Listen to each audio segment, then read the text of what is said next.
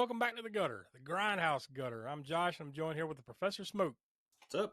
And the whole premise of Grindhouse gutter is we let the professor choose what movie we're talking about each month, and the hook is it has to be something that would have played in the grindhouses, like B movies that played in the drive-ins, grindhouse theaters of the 70s. I guess kind of 60s, all through the 70s into the early 80s, right? That time It's period. kind of wide open, right? I mean, not wide open, but I mean, it could go back to the 50s if you want. If we're just talking about, you know, drive-ins too. But typically, we're kind of been staying towards the more 70s, 80s era. So with that in mind, and of course we're in December now, so we're in the middle of the holiday season. So what did you bring this month? This one is specifically around Christmas, though. It's Silent Night, Bloody Night. There's a few different years attached to this. I think it was shot in 1970. I think there was been a release date of 72, as well as some people release date say it's 73. So I mean it's 72 or 73. Let's go with either one of those. But shot in 1970. Silent Night, Bloody Night. And it was released like 10 years later, I think, give or take, right? Like 81, 82, something like that. It was re-released under a different title. That was released as Death House. Right. Yep. And then they had another title was what Night of the Full. Well, either Night of the Full Dark Moon, Night of the Full Dark Moon, or Night of the Dark Full Moon. Yeah, it's Night of the Dark Full Moon. But I think a few posters had probably transposed the words, and I think some of them came out with Night of the Full Dark Moon or Night of the whatever the other transposed the words around there. Yeah, somebody got dyslexic.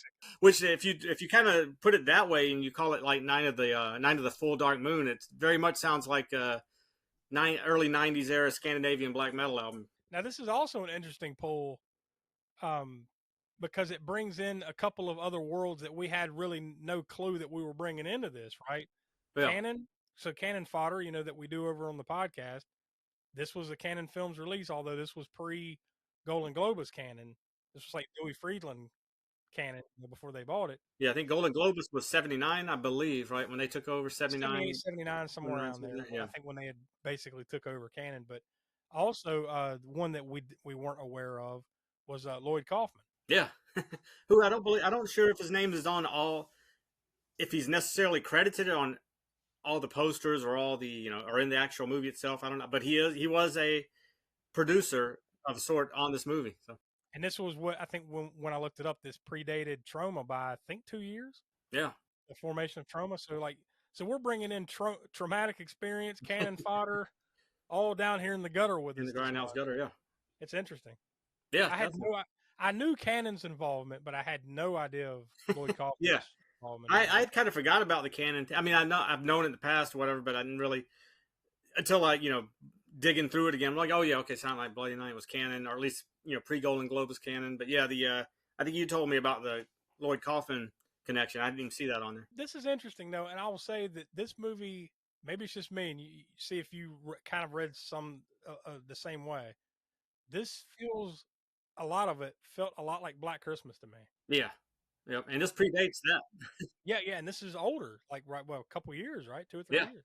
So you have to wonder if if they might have watched this and cop some ideas, because it really had a feeling of that. Now it goes in some different directions, of course, and we don't give full spoilers here. Yeah, on Grindhouse Gutter, so we're not going to tell you exactly how this all winds up, but because boy, it goes in another direction a little bit towards the end. It definitely does. But that feel, that sort of, first of all, the cinematography is the same era as a couple of 3 years or so before Black Christmas. The Christmas feeling and lighting schemes and things, cinematography, very similar, right? I'd like to see a better print of this, because the print that I saw of this was shit. The one you watched for this show tonight, or for the one we're doing tonight? The print that I watched, this version, was a horrible transfer.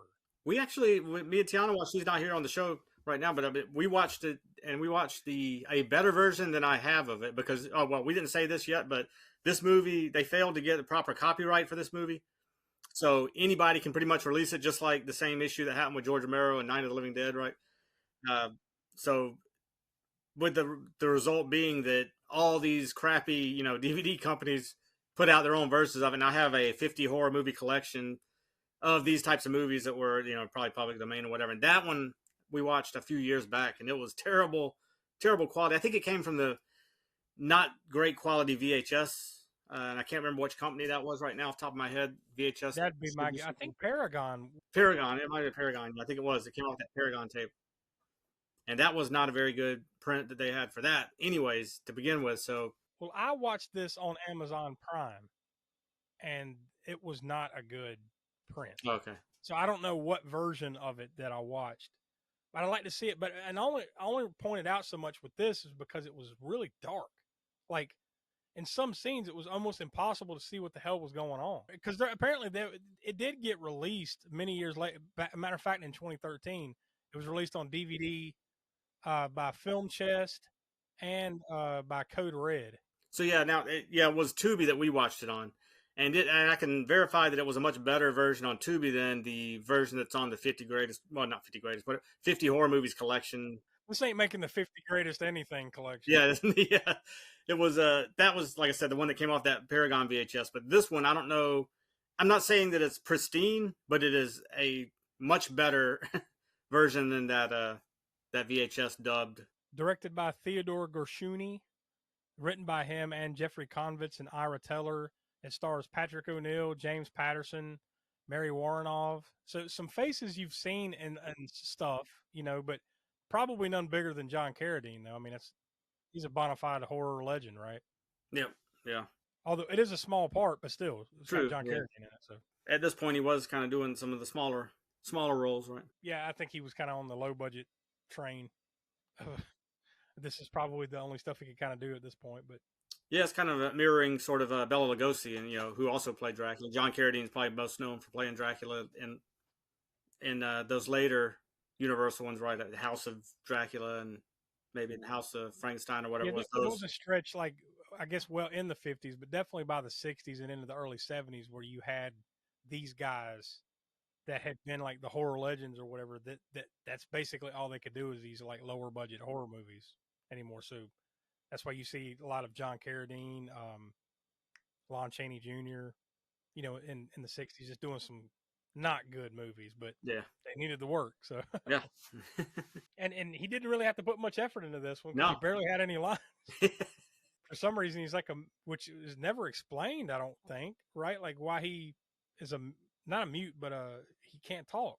Yeah, yeah. Or they never explain it though, right? Or no, did I miss? No, you just go roll with it, I guess. But yeah, maybe there was some like legit reason, so they just kind of wrote it in. I don't know. Yeah. That was kind of weird, but yeah, I mean, I think there's some stuff here. It jumps around a little bit, but I think there's some stuff here where I enjoyed it. So, and like I said, the Black Christmas comparisons, I think you can see it there, right? Yeah, it definitely has that vibe of. It captures that same sort of. It's definitely not as good as Black Christmas. Yeah, that's great. That's a great proto slasher, whatever you want to call it, holiday Christmas type horror movie. But the atmosphere of the Christmas part of this movie is done fairly well. It's not overboard. It's not like Silent Night, Deadly Night, where it's all in your face. There's no Santa Claus killer. In other words, we're not giving away any plot devices here, except that they don't expect there to be. If you've never seen this, there's no Santa Claus killer like Silent Night, Deadly Night, right? The Christmas aspect does play into the story too, yes. Because whatever's happened in the past, it happened on Christmas Eve and everything. So they make it a point that is part of the story. It doesn't just. This isn't one of those stories where it could have been any other day of the year. Right. It just so happened to be on Christmas. This has Christmas roots in it. Yeah, because some of those some of the horror, not just the Christmas ones, but other holiday ones will be set on that holiday, and maybe there's a mention of like Thanksgiving or something or whatever that is set around that time period, but there's no actual, things from that holiday that plays a part in the plot. But in this movie, it does. So when it comes to those type like Christmas horrors and holiday horrors, I really like to see the holiday play some sort of role in the movie more so than not. You know what I mean? And you got a decent little mystery going on here too, right? Like you're trying to figure out, you're kind of reverse engineering exactly what's going on, although they don't really answer all those questions. But no.